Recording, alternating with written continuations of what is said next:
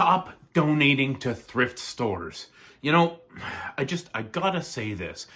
As a game collector, as a VHS collector, as a collector of so many different things, and as somebody that's at the lower end of the economy, I've grown up through my entire lifespan depending on thrift stores to give me the kinds of deals that I need in order to, do the things that I want to do in life. Thrift stores, as implied by the name of the class of store, thrift, means it's supposed to be cheap.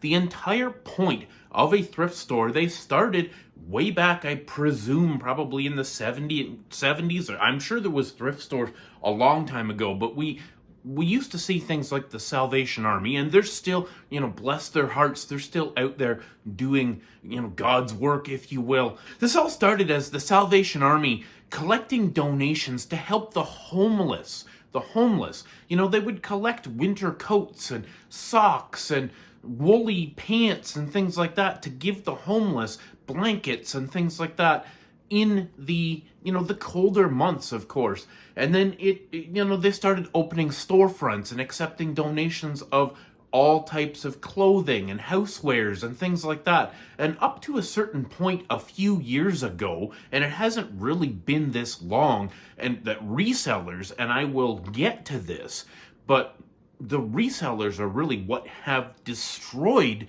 this entire class of store.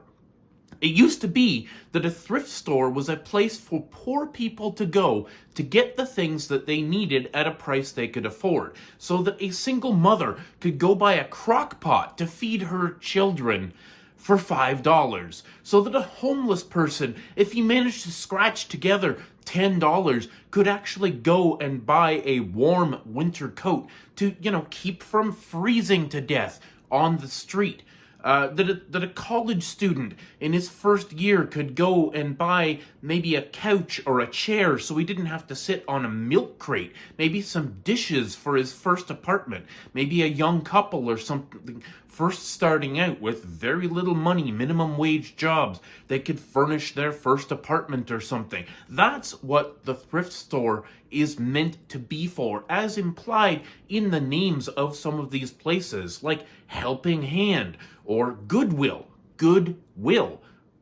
That implies that you're offering goodwill. You're taking the goodwill of the people who donated to the cause with the implication that they were going to be helping the needy, that they would donate those things with their goodwill, and then Goodwill, the corporation, would pass on that goodwill to those poor people, to those needier people, that would benefit from something like a thrift store. Like me, most of my life. My mom was a single mother. We lived on government assistance until I was, basically ready to move out of the house.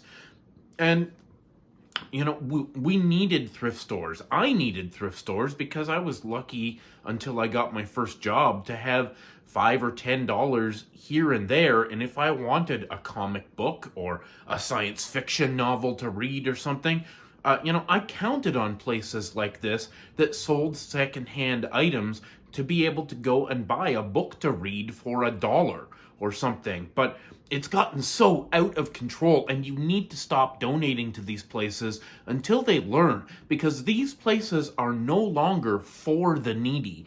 These places are serving eBay sellers. You know that. I know that, and it's so out of control, it's ridiculous. Let me just give you a few examples of some things that I have seen at local thrift stores recently. I was in a thrift store called the Mission Thrift Store in my small town, and mission implies it's run by a church, and they're running a mission to help the needy, right? Well, guess what I found under glass, no less, at the Mission Thrift Store? A hair dryer, a regular, nothing special Avanti hair dryer. It was red. Maybe red, I don't know, red is more expensive or something.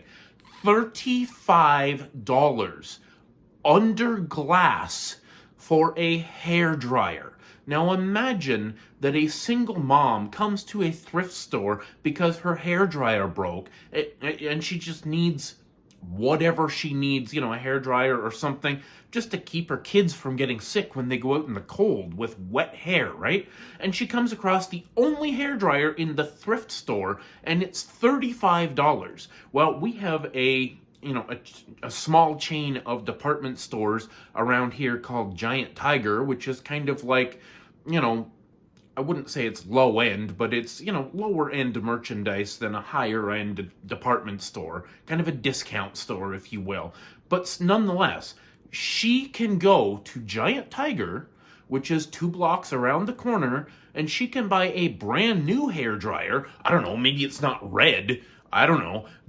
But she can buy a brand new hairdryer for $17. What is going on in the minds of these people that are doing the pricing at these thrift stores? I don't get it. Is your mission at the Mission Thrift Store not to help people, not to give them a good deal? Somewhere else in the store, I found glassware, like stemware, like vases and candlesticks and things like that. This stuff is junk. Like, who is out there collecting glassware in 2024? Like, is your grandma still collecting glassware? Because under glass, again, like, you can't touch it. You can't, this is the special stuff, right?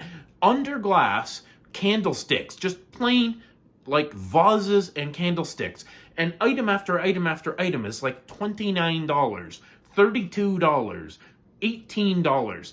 This is junk that 5 years ago no thrift store could even sell. They would have shelves and shelves and shelves of this crap that nobody wants, and it would all be 50 cents because, nobody cares. But now, apparently, this is rare glassware because it's pink or something, and it was designed by some whatever artiste or whatever, and now this is special and collectible, and they want somebody to buy it that's going to put it up on eBay and make a profit, and it's disgusting. This whole situation disgusts me because yet again the little guy gets screwed over. Not to mention all of us, game collectors and other collectors of toys and things like that have, over the years, found these places to be a resource to building our collections, whether you're collecting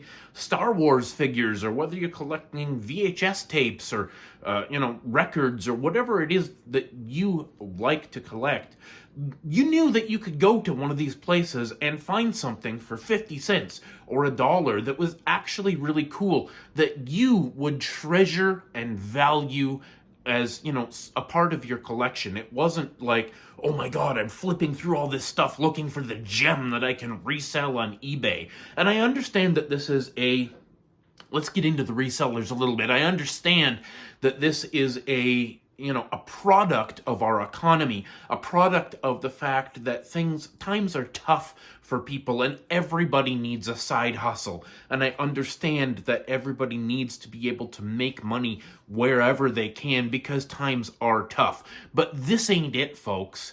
And these thrift stores need to do something to clamp down on this stuff, because really, at the end of the day, they have lost their way, and they are just looking at the money that they are making, which they are not turning over to the homeless, by the way. Places like Goodwill and Value Village are businesses, first and foremost. And you've been donating to these businesses that take your free products and resell them at a profit, and they do not donate their profits to anything. They just get richer and richer and richer. And they don't care who buys this stuff as long as they are making money. So you need to stop donating to these things. Start joining groups like Buy Nothing groups, which is quite a trend on Facebook right now. Your local area, I'm sure, has a Buy Nothing group where you can post items that you don't want, and people who actually need them,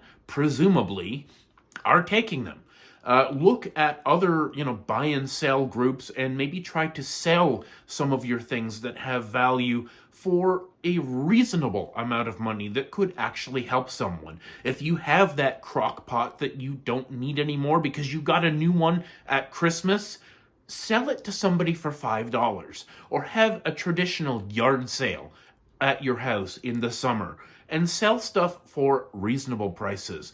Don't donate. I would say you can still donate to the Salvation Army if you have one in your area, because they actually do not only offer good prices, in their store for the most part, but they also donate the money that they make to other causes like their food banks and, housing initiatives and things like that the Salvation Army runs. That is a true charity. Goodwill is not a charity. They accept donations from charities and they pay, if the Diabetes Association has these little bins all around your town and you donate to that, they will buy, Goodwill will buy the donations at a ridiculously small rate by the pound. I actually used to work at a Salvation Army distribution depot way back in like 1998 or 9.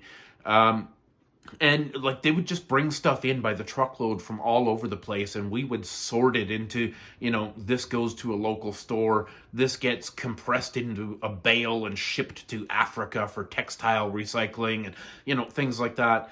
But yeah, they buy this stuff by the pound and they resell it at the highest price that they possibly can. They don't care about goodwill at all. Like, not at all. They just want to make as much money as possible. And you need to stop donating to these places with the idea that it's helping someone.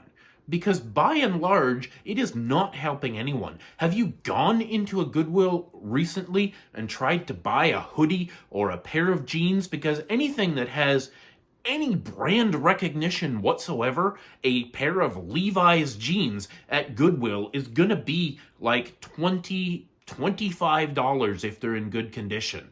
A Nike hoodie or something like that is gonna be $25, $30. Like, it's ridiculous. A homeless person, sure, he might be glad to actually own something nice, some kind of brand name or something.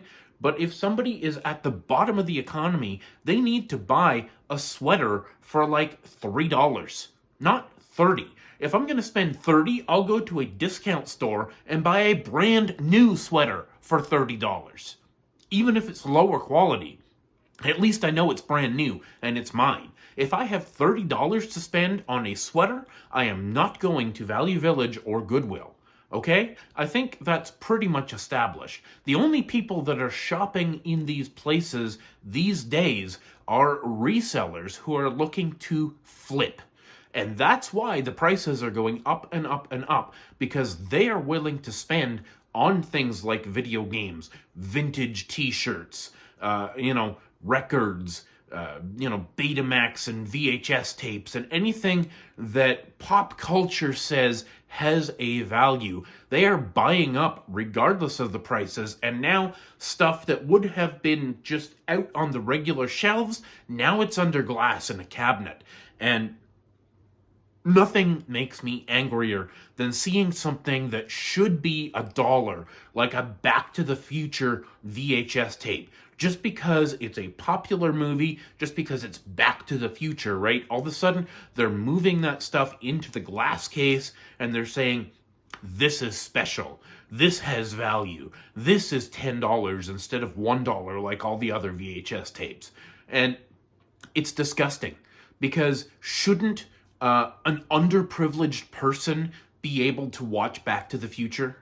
Like, why are we doing this? The entire point of your existence is to offer a helping hand, a hand up to the lower, classes, obviously. And shouldn't someone lower class be able to watch a popular movie and not have all the popular movies be upcharged 10 times because it might be collectible to somebody? I don't know. You tell me if I'm crazy here. Let me know down in the comments. But I, for one, will never donate another single thing to any of these thrift stores ever again unless there is a massive shift in their policy and their behavior. Thanks for watching. Thanks for subscribing. Stay classy.